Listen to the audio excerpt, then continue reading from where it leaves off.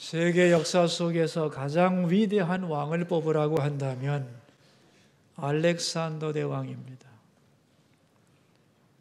그는 불과 10년 정도의 시간을 가지고 세계의 4분의 1을 정복한 왕입니다. 그 당시로서는 세계의 전부라고 할 수 있는데 그는 그가 정복한 국민들 모두를 다 평등하게 대했습니다. 그의 별명이 무엇이었는가 하면 두려움을 모르는 사람입니다. 그런데 어느 날 부하 장수가 알렉산더에게 질문을 했습니다. 왕이여, 당신의 가장 큰 적은 누구입니까? 알렉산더는 대답합니다. 나의 가장 큰 적은 내 안에 있는 두려움이다. 그는 전쟁을 시작하기 전에 자기 속에 있는 두려움과 싸우기 위해서 몸부림을 쳤습니다. 자기 속에 있는 두려움을 극복하기 전에는 나가지 않았습니다. 그러나 그 두려움을 이기고 나서는 전혀 두려움이 없는 사람이 되어서 전쟁에 나가 상상할 수 없는 용기로 적을 제압했습니다. 이게 알렉산더라는 사람입니다.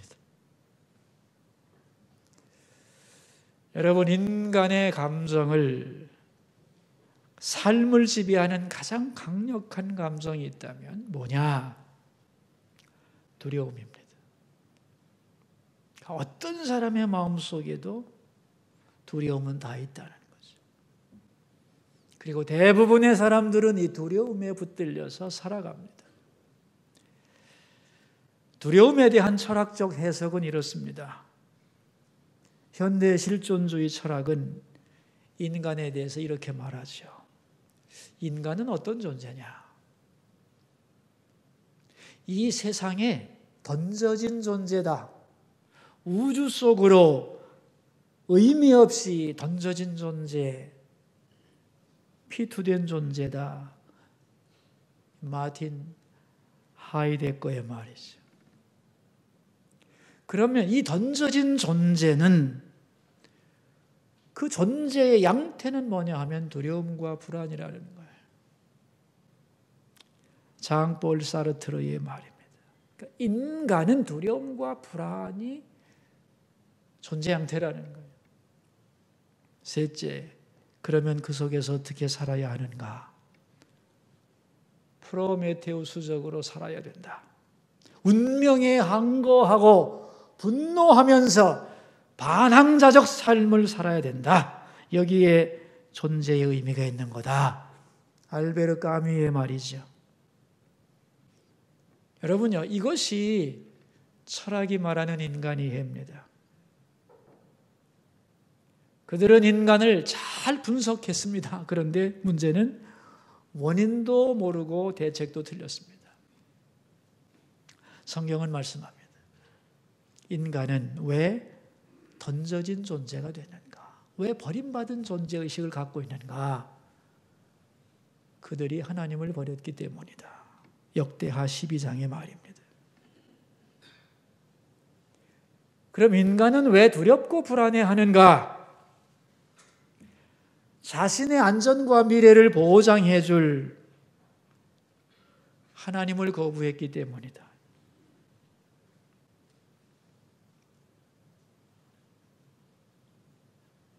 자신의 마지막 보호막인 하나님을 거부했기 때문에 그들은 두려움과 불안 속에 쌓여 살 수밖에 없는 존재다. 시편 14편 말씀이지. 그럼 그들은 왜 분노하고 반항하는가? 불안을, 두려움을 감추려 하고 안전을 스스로 확보하고 싶은데 안 되기 때문에. 그래서 분노가 나타나고 그 분노가 폭력으로 변한다는 거죠. 그러니까 각종 폭력의 원인 속에는 분노가 있는 것이고 그 분노 속에는 두려움과 불안이 있는 것이고 두려움과 불안이 있는 이유는 하나님을 스스로 떠났기 때문이라는 거예요. 그러므로 해결 방법은 간단합니다. 하나님께로 돌아와서 그 품에 안기면 되는 거죠. 그분의 말씀에 순종하며 살면 인생은 평안해진다는 거죠. 얼마 전에 우리 교회 어떤 여집사님이 저한테 이런 말을 했습니다. 목사님, 제가 병원에 갔다 와가지고 아프다고 남편에게 말했더니 남편이 위로는 해주지 않고 나한테 뭐라고 화를 냈습니다. 왜 사람이 자기 몸도 돌보지 못하고 그래? 진작 병원에 가지 그랬어 하고 화를 내는데 얼마나 당황했는지 모릅니다. 그러더라고요. 제가 그랬죠. 남자들 원래 다 그래요. 그 이유를 말씀해 드릴까요? 왜 아내에게 위로하지 않고 화를 내는지 말해 달래요. 두렵기 때문입니다. 옆에서 도와줄 수도 없고 함께 있어줄 수도 없고 어떻게 자상하게 해줄 방법을 모르는데, 그러니까 아내를 사랑하지 않기 때문도 아니고 아내가 아파서 화가 나는 것도 아니고 다만 두렵기 때문에 화를 내는 겁니다. 그랬더니 이해가 안 된다는 거예요.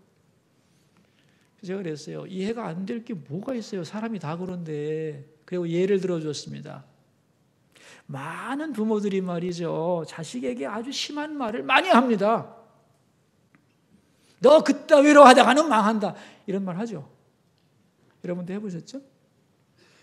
왜 그런 말을 하느냐 하면은 두렵기 때문이에요. 내가 사랑하는 내 자녀의 미래에 대한 두려움 때문에 아이를 위협합니다. 그러면 안 된다고. 그래서 아이들에게 상처를 주고 용기를 꺾어버려요. 두려움이 없다면 괜찮아, 걱정하지 마, 잘 될 거야, 하나님이 너와 함께 하시는데 뭐 이렇게 할 텐데, 자기 자신이 자녀의 미래에 대하여 두렵기 때문에 자녀에게 상처를 주고 그 말 때문에 자녀는 기가 꺾여서 일어서지 못하게 만드는 일이 얼마나 많은지 모릅니다. 제가 그런 얘기를 해줬어요. 새해가 됐는데 이제 교회 좀 나오시죠? 어느 분에게 권면을 했더니 나가고는 싶은데 왜 못 나옵니까? 우리 집이 대대로 다른 종교를 믿는데 무서워서. 여러분, 마귀가 사람들을 조종하는 방법이 뭔지 아세요? 두려움을 주는 거예요. 내가 믿던 이 종교 떠나서 하나님께로 가면 동티가 날 것 같아서 겁이 나서 못 오는 거예요. 통계에 보면 말이죠, 예수 믿는 사람들 중에도 점 보는 사람이 많습니다, 여러분. 우리 교인 중에는 없겠죠, 설마?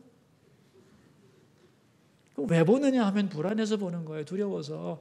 올해 나의 운세가 어떻게 될까? 여러분, 그래서 그걸 보기 시작하면 점점 더 두려움의 종이 됩니다. 그래서 매일 보지 않으면 벗어날 수 없는 자로 전락을 하게 되어 있는 것이에요. 우리의 생각과 삶에서 두려움만 빠져나가면 우리의 삶은 훨씬 더 자유롭고 행복해질 줄로 믿습니다. 예수님은 말씀하셨어요. 마태복음에서 말세로 갈수록 사람들은 점점 더 두려움의 노예가 될 거다. 그래서 사나워지고 폭력적이 되고 사랑이 식을 거다 그랬어요. 많은 분들이 이런 생각을 해요. 나의 문제가 뭐지? 나는 우리 집 가정이 환경이 좋지 않고 사람을 잘못 만났고 능력이 없기 때문에 그래서 내가 이런 인생을 살아가고 있는 거 아닌가 이렇게 생각을 하는데 아닙니다, 여러분. 진정 우리 삶의 방해자, 내가 되어야 할 내가 되지 못하는 방해물은 환경이 아닙니다. 여러분 속에 있는 두려움이에요. 이 두려움 때문에 지불해야 되는 대가가 너무도 큰 것이에요. 그래서 여러분 성경에서 가장 많이 다루는 주제가 뭔지 아세요? 뭐겠어요? 두려움이에요. 오늘 본문에 보면 여호수아에게 하나님이 나타나셔서 말씀을 해요. 왜냐하면 여호수아가 지금 두려워하고 있거든.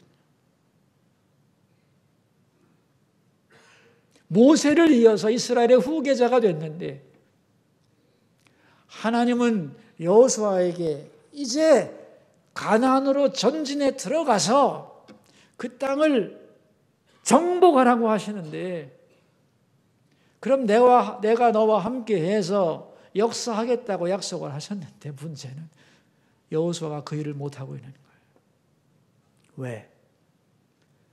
두려움에 붙들려서.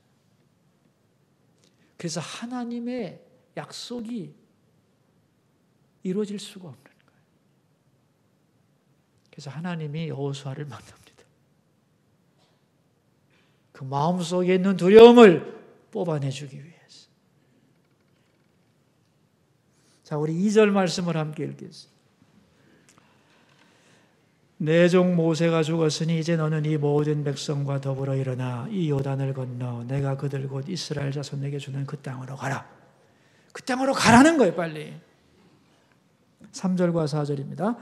내가 모세에게 말한 바와 같이 너희 발바닥으로 밟는 곳은 모두 내가 너희에게 주었노니 곧 광야와 이 레바논에서부터 큰 강 곧 유브라데 강까지 해쪽 속에 온 땅과 또 해지는 쪽 대해까지 너희 영토가 되리라. 주었으니까 이제 밟으면 되는 거라는 거예요. 빨리 가라는 거예요. 5절입니다.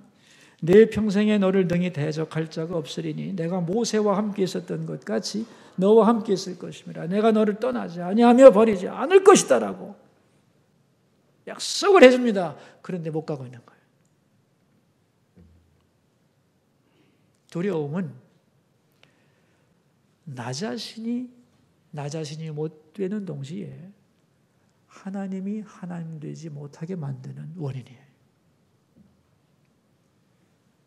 여러분, 여호수아가 모세의 후계자잖아요. 근데 이 후계자를 시원찮은 사람을 세웠겠어요? 아닙니다. 이스라엘에서 가장 용감하고 가장 믿음 좋고 지혜로운 사람을 뽑은 거예요. 그리고 여호수아는 모세의 수종자, 우리말로는 부관으로 있으면서 다 보았어요. 어떻게 이스라엘 백성들이 출애굽을 했는지, 그리고 어떻게 광야 40년을 살게 됐는지를. 이건 인간의 힘이 아니었어요.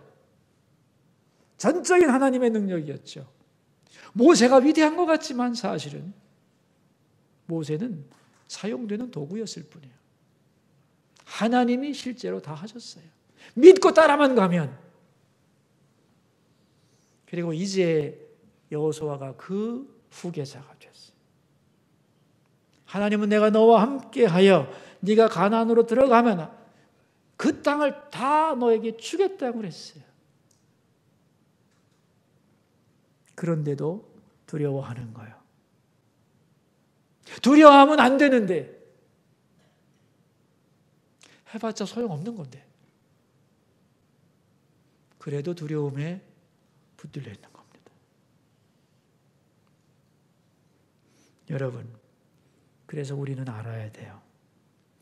두려움은 두려워할 이유가 있어서 두려운 게 아니에요. 두려움은 영적으로 볼 때 속이는 영입니다. 뭐라고 그랬죠, 지금 제가? 속이는 영이에요. 실체가 없는 거예요.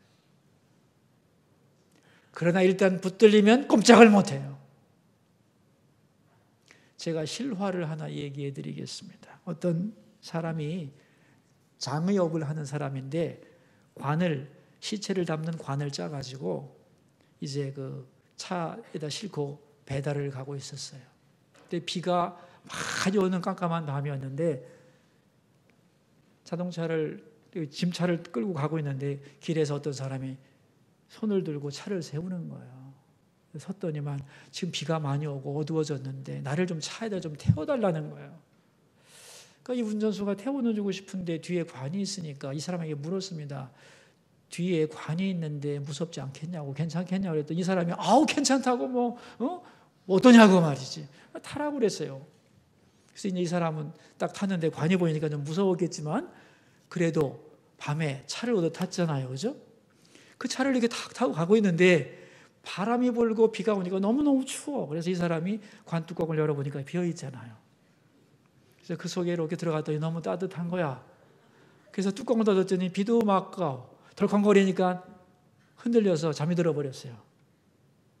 근데 이 차가 쭉 더 가고 있는데 길에서 두 사람이 또 손을 드는 거예요.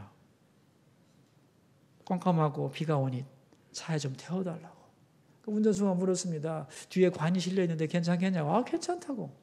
운전수는 생각한 거죠. 뒤에 한 사람이 있으니까 이 사람 두 사람 더 타면 세 사람이 괜찮겠지 하고 두 사람을 태웠는데 이 두 사람이 딱 차에 타고 보니까 관 하나밖에 없는 거지. 무섭지만 그래도 차를 타고 가니 안심을 하고 있었는데 한참 가다가 관 속에 있던 사람이 잠이 깼어요. 비가 그쳤나 보려고 관을 뚜껑을 열고 일어섰는데 그 순간에 너무 놀라서 두 사람이 차에서 뛰어내렸어요. 그래서 한 사람은 즉사하고 한 사람은 큰 부상을 당했어요. 웃을 수도 없고 참 울 수도 없는 얘기야 이게. 여러분, 이 두 사람이 얼마나 놀랬겠어요, 그죠? 그런데 사실을 다 알고 나면 무서울 일이 아니었어요. 이것이 두려움의 실상이라는 거예요. 그래서 성경은 두려움에 대하여 그렇게 말씀을 많이 하는 거예요. 두려워하지 말라고. 제가 질문 하나 할까요? 성경의 말이죠. 두려워하지 말라는 말이 몇 번쯤 있을까요? 두려워하지 말라는 말이 몇 번쯤 기록되어 있을 것 같아요? 제가 힌트를 드릴까요? 1년은 며칠인가? 두려워하지 말라는 말이 몇 번쯤 들어가 있을 것 같아요? 360? 같지? 아닙니다. 366번이에요. 윤달도 있거든. 어떤 날도 두려워하지 말라고 하나님은 성경에 두려워하지 말라는 말을 366번을 적어 놓으셨어요. 두려워하지 마라. 그러면서 주님은 두려워하지 않는 비결을 말씀하고 계세요. 담대할 수 있는 비결을 말씀하세요. 그것은 두려운 것보다 더 강한 것을 붙잡는 거예요. 그게 8절입니다. 같이 읽읍시다. 이 율법책을 내 입에서 떠나지 말게 하며 주야로 그것을 묵상하여 그 안에 기록된 대로 다 지켜 행하라. 그리하면 내 길이 평탄하게 될 것이며 네가 형통하리라. 하나님의 말씀을 붙잡고 묵상하라는 거예요. 여러분, 우리가 하나님과 어떻게 교제를 하죠? 하나님의 말씀이 나에게 임하는 거거든요. 그러니까 내가 하나님 말씀을 붙잡고 묵상한다는 것은 뭐냐면 하나님을 붙든다는 거거든요. 이 두려움은 하나님 앞에서 물러가는 거거든요. 그러므로 하나님의 말씀을 붙잡고 묵상하면 그에게서 두려움은 떠나가는 것입니다. 또한 그 말씀을 붙잡고 기도할 때 두려움은 물러가게 되어 있죠. 빌립보서 4장에서 이런 말씀을 하시죠. 아무것도 염려하지 말고 오직 기도와 간구로 너희 구할 것을 감사함으로 하나님께 아뢰라. 그리하면 지각에 뛰어난 하나님의 평강이 두려움 대신에 평강이 너희 마음과 생각을 지키시리라 말씀을 하셨어요. 그러니까 하나님의 말씀을 붙잡고 그 말씀을 가지고 기도할 때 두려움은 몰라가는 줄로 믿습니다. 무디 목사님이 이런 말씀을 했어요. 100만 명의 영혼을 구원했다는 미국의 무디 목사님이 이렇게 말했어요. 나는 믿음이라고 하는 것이 번개처럼 어느 순간에 임하는 것이라고 생각했었다. 그러나 실제로 경험해 보니 말씀을 읽고 듣고 기도할 때 믿음이 생겨나는 것임을 알게 되었다. 믿음이 언제 생겨난다고요? 네, 번개처럼 오는 게 아니에요. 말씀을 읽고 듣고 그 말씀 가지고 기도할 때의 믿음은 그 속에서 자라나는 것이라는 거예요. 우리는 작년 한 해 동안 새벽 예배 때 성경을 소리내서 읽었어요. 원래 성경은 눈으로 읽는 게 아닙니다. 경전이라고 하는 것은 소리를 내어 읽는 거예요. 입으로 소리내어 읽고 동시에 내 귀로 들으면서 그 소리에 내 몸이 반응하는 거예요. 오감으로 읽는 거예요. 이 말씀을 읽는 자, 듣는 자, 그 말씀대로 행하는 자가 복이 있다고 그랬죠. 그러니까 하나님의 말씀을 읽는 것 자체가 복스러운 건데 어떻게 읽는 게 좋은 거냐면 소리를 내서 읽어야 되는 거예요. 그럴 때 내 영혼이 입체적으로 반응하게 되어 있기 때문에 그래요. 그것만이 아닙니다, 여러분. 소리를 내서 성경을 읽으면 젊어집니다. 말도 안 되는 것 같죠? 말이 됩니다. 왜냐하면 우리의 육신은 늙어갈수록 늘어집니다. 근육이 풀어져요. 마치 현악기의 줄이 풀어지듯이 이 줄이 풀어지고 소리가 늘어지게 돼 있어요. 이 늘어진 줄을 땡 하고 당겨야 되거든요. 긴장을 줘야 되는 거예요. 그게 뭐냐면은 말의 템포를 빨리 해야 되는 거예요. 그러니까 내가 덜 늙고 싶으면은 말을 천천히 하시면 안 돼요. 힘을 주고 빨리빨리 말해야 돼요. 그게 젊어지는 아주 중요한 비결이에요. 정신적으로도 그렇고 육체적으로도 젊어지는 비결이에요. 성경을 소리내서 빨리 읽는다는 것은 굉장히 중요한 의미를 가지고 있는 거예요. 영혼과 육체에. 제가 작년 1월 달에 그것을 시작할 때에 이렇게 볼륨과 이 템포를 제가 알고 있잖아요. 아주 느렸거든요. 근데 1년쯤 지나고 작년 연말에 보니까 굉장히 빠르고 목소리들이 다 좋아졌어요. 그래서 됐다 이렇게 생각을 하고 올해도 성경을 소리내 읽기를 시작했는데 여러분 주보에 다 나오거든요. 그날 어디 읽는지 여러분들도 동참하시기를 바라요. 새벽에 나와서 함께 성경을 소리내어 읽고 기도하는 것은 굉장히 좋은 일이고 만약에 오지 못한다 할지라도 여러분이 있는 그곳에서 여러분의 첫 목소리로 하나님의 말씀을 소리내어 읽기를 바랍니다. 그럴 때 여러분의 영혼이 깨어나는 것이고 하나님의 음성이 들려지는 곳에 어둠의 역사가 떠나갈 줄로 믿습니다.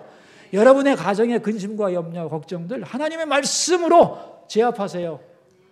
내 속에 있는 두려움과 염려, 우리 자녀들 속에 있는 두려움들, 그것 때문에 꼼짝 못하게 만드는 것들 다 하나님의 말씀을 소리내어 읽음으로써 물리칠 수 있기를 바랍니다. 원래 성경은 말이죠. 자기 나이만큼 읽는 게 정상이에요. 여러분 62번, 60번 읽었어야 정상이에요. 근데 지나간 건 할 수 없고 이제부터라도 매년 한 번씩 꼭 읽기를 바랍니다. 우리는 이런 생각을 해요. 어려움과 두려움 같은 거라고 생각해요. 어렵기 때문에 두려워지는 것이다. 힘들기 때문에 두려운 것이다. 아닙니다, 여러분. 어려운 것과 두려운 것은 별개예요. 다윗은 시편 23편 4절에서 이렇게 말합니다. 내가 사망의 음침한 골짜기로 다닐지라도 해를 두려워하지 않을 것은 주께서 나와 함께 하심이라. 외우기 쉽죠? 시편 23편 4절이야. 2, 3, 4.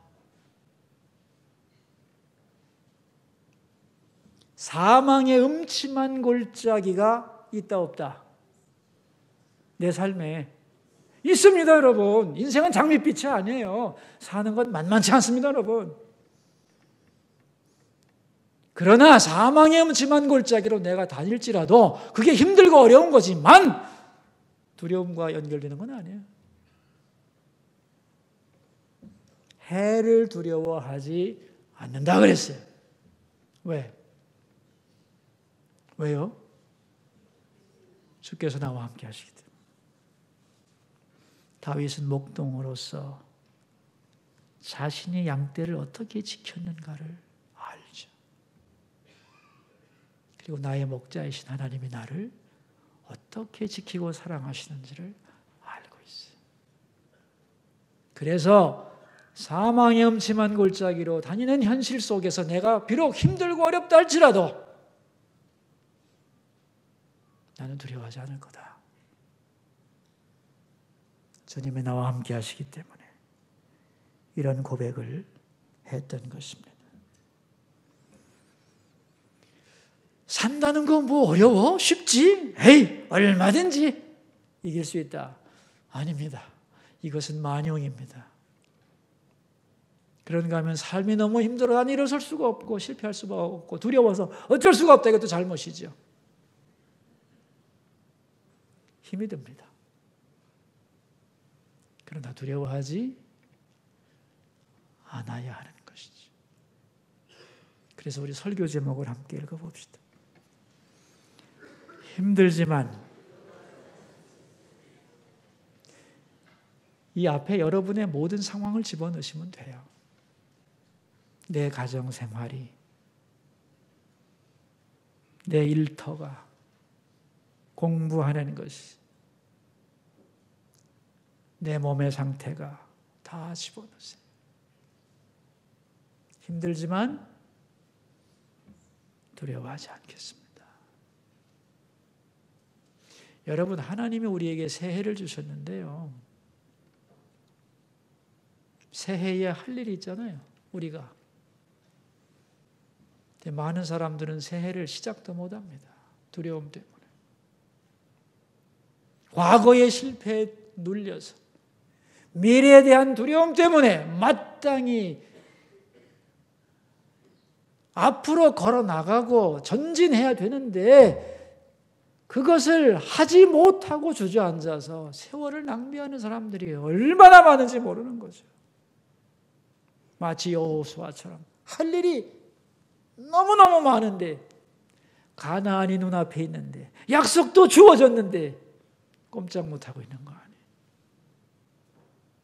그래서 하나님이 여호수아를 찾아온 거예요. 진정한 시작을 할 수 있도록 해주기 위해서. 그것을 위해서는 두려움을 뽑아줘야 하기 때문에. 여호수아에게 임하셨던 하나님의 임재가 여러분에게 있기를 바랍니다.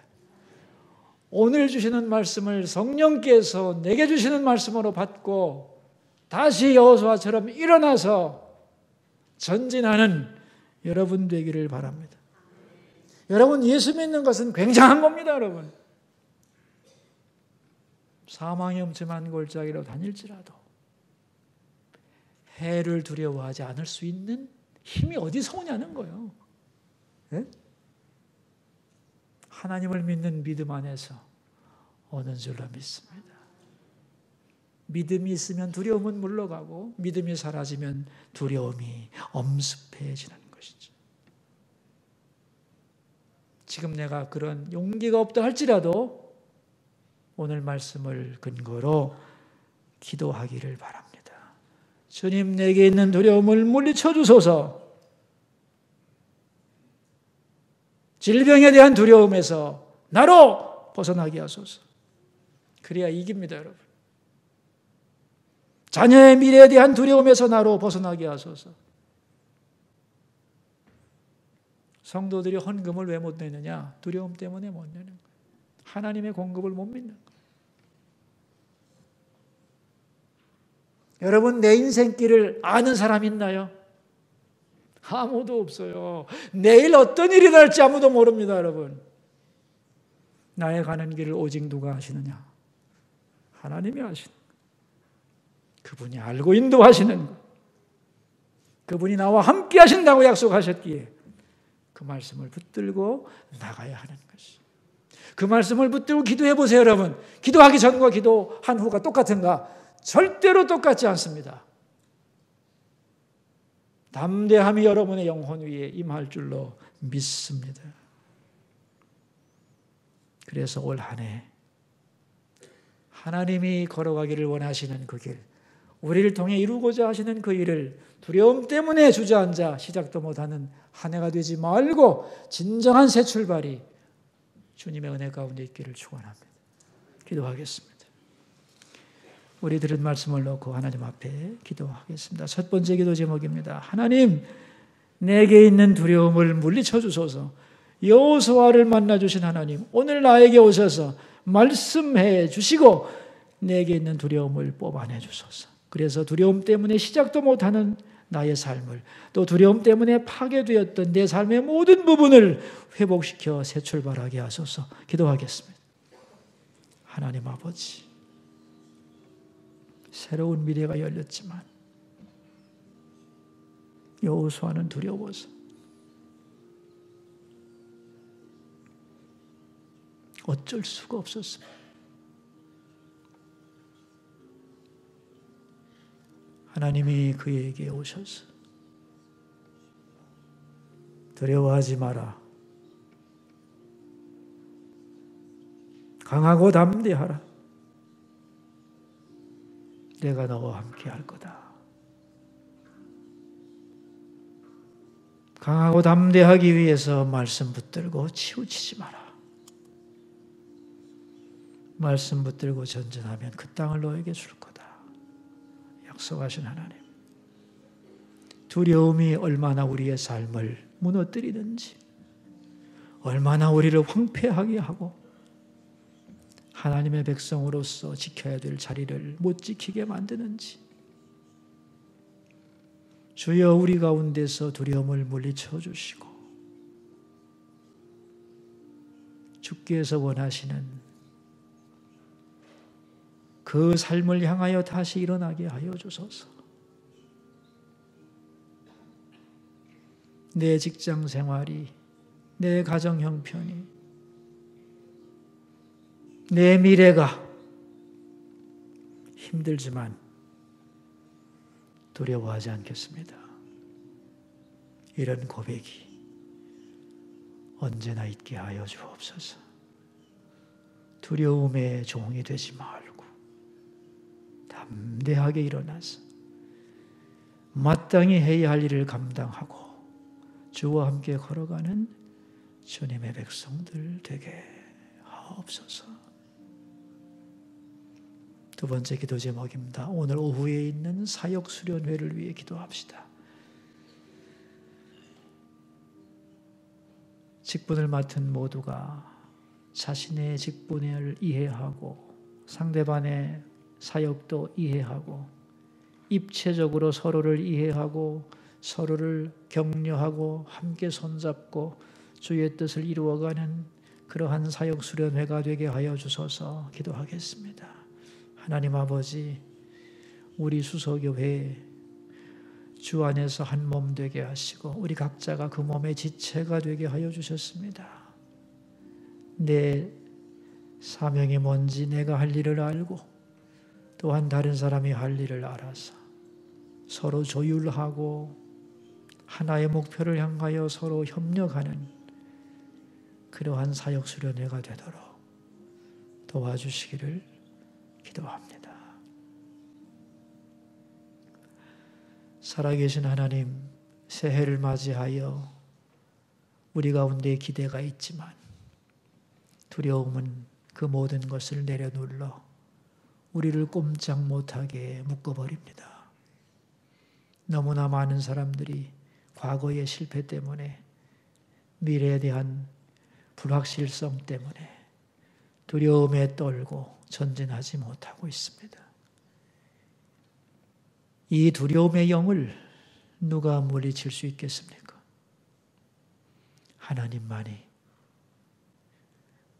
말씀만이, 기도할 때 주님이 힘주실 때 이기게 됨을 믿습니다.